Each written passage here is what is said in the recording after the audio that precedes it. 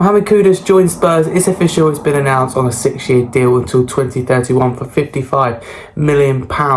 Stay tuned to the very end in today's video. We're talking about just how important this signing is, where he can fit into his Tottenham team, and whether it's a statement signing or not. So stay tuned to the end.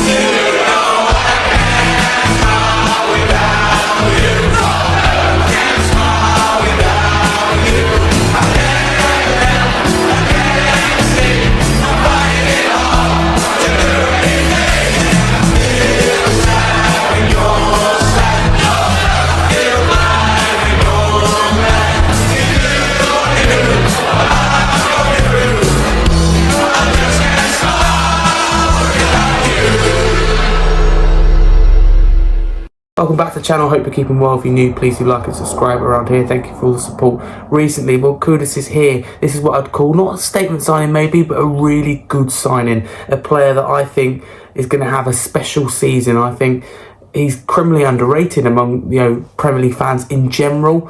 I think West Ham will realise just how valuable he is when he's not there. Yes, he had a poor second season overall at West Ham, but incredible player at Ajax, a player that played 45% of his minutes in midfield. Really good first season at West Ham. That overhead kick at the end of the season against Man City represents the player in confidence. But it's important to note West Ham went through 2 managers last season. They were really poor. No one stood out for them. No one was good for them. Even Bowen, as captain, was really poor for West Ham last season. Nobody was good. It was an abysmal season, and they can't really blame injuries for it.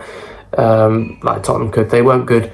But Kudus is a really bright signing. Even last season, though his stats weren't very good, like 5 goals and 3 assists, his dribbling and stats were actually among the best. I think he was second or in one stat and first in the other among any other player in Europe in the world. So that's really, really impressive from Kudus still, despite not the best season on record with stats. So I think he can bring a lot to this Tottenham side. I think versatility is a word you're going to hear a lot.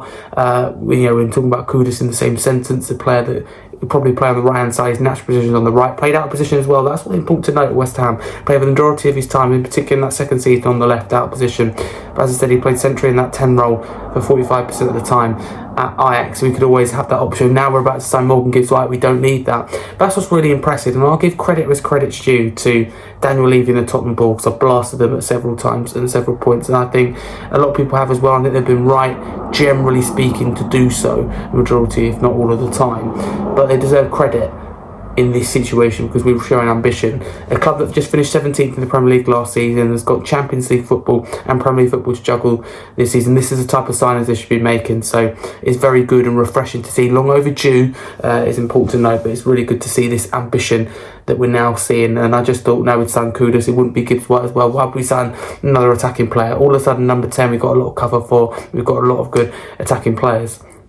In my head, a dream front three would be Solanke, Wissa and Kudus, but I have to see if we do go and sign Wissa. But Kudus is a fantastic deal, 6-year contract till 2031, £55 million deal. West Ham posted on X and across the social media undisclosed fee. We all know the fee because of people like Fabrizio Romano out there, and I think West Ham have had their pants pulled down with this one, considering he had an £85 million release clause. They knew they were probably never going to get that, but they wanted to get 65. They got 55, so I think it's a good deal as far as Spurs are concerned. And I think when you know that West Ham fans are putting their pants, they're not happy, I think that's when you know you've got a good deal. They say that, they're not bothered, he's not as good as you think, and you can see by their reaction, their hostility towards the owners and their response to that announcement post is all you need to know. Talking about announcement post, what an announcement post from Spurs. How good does that away kit look? And just getting Kudus to say, oh, he only wanted Tottenham, he only wanted Spurs.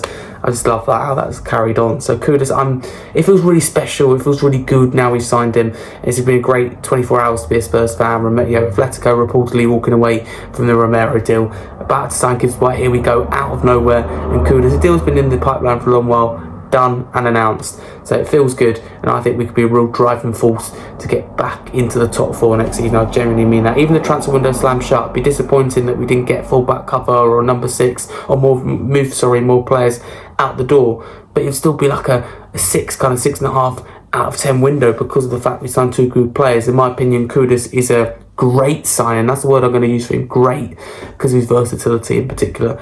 Gibbs White, though, for me is a statement signing. I would go as far as to say that he is a statement signing, and you can hold me to account for that. So Kudus is a Tottenham player, can play either side of the attack, strengthens the attack. He's going to be a regular starter, I think. Don't know if he's our best attacker, because I really do rate Dominic Solanke, but he's certainly one of our better attackers, and that's one thing we missed over the last few years. Though, using last season as an example, midfield lacks depth and experience, but it definitely had quality. Forget the injuries for a minute and the injury crisis. Just focus on the team. Defence very good. 2 top centre backs in Van der Ven and Romero. 2 good full backs, Doggy and Porro. Decent goalkeeper in Vicario, but it's that forward line. I like Solanke, but you look around him, I like Johnson. Doesn't do enough those overall game. That left hand side, it is weak. Son's not what he was. Tell's good, but in progress. Same with Odobert. So for me, a big priority coming into this window was to sign what I call a quality winger. And what I would say is a long-term replacement. I keep saying it, but long-term replacement for Heung-min Son. We've done that. We've done it. We've gone in there and done it, and brought in Gibbs White as well, a player that could play the 8 role, could play the 10 role. All of a sudden, Frank's got these good headaches to have, because it's important to note he'll probably play a lot of formations at his time at Tottenham, in particular at the start in pre-season. He's a manager that's adaptable, he's flexible in-game, which I think really suits this team. We didn't have that under Ange. Whatever you think of him, I really liked Ange, didn't want him to go, but we lacked that in-game management, but also in particular that tactical flexibility. We've got that now with Frank. Kudus is a player that I think is really going to thrive. He's a special player. That is a big step up for his career. West Ham fans aren't going to like that. It's good to see us doing business though with West Ham. I put rivalry aside. First West Ham player to come to Tottenham since 2011 with Scott Parker. But Kudus is signed. Get involved in the comments below. Is Kudus a statement signing? How do you feel about the signing? It feels special, and West Ham fans are crying. If you know any West Ham fans, make sure you check up on them. But for now, thank you very much for watching. You can follow me at Harry Scarfe22 across all socials. Make sure you like and subscribe to the channel. Thank you very much for continued support. A lot of subscribers recently, so it honestly does mean a lot with a lot of content going out. Come you Spurs.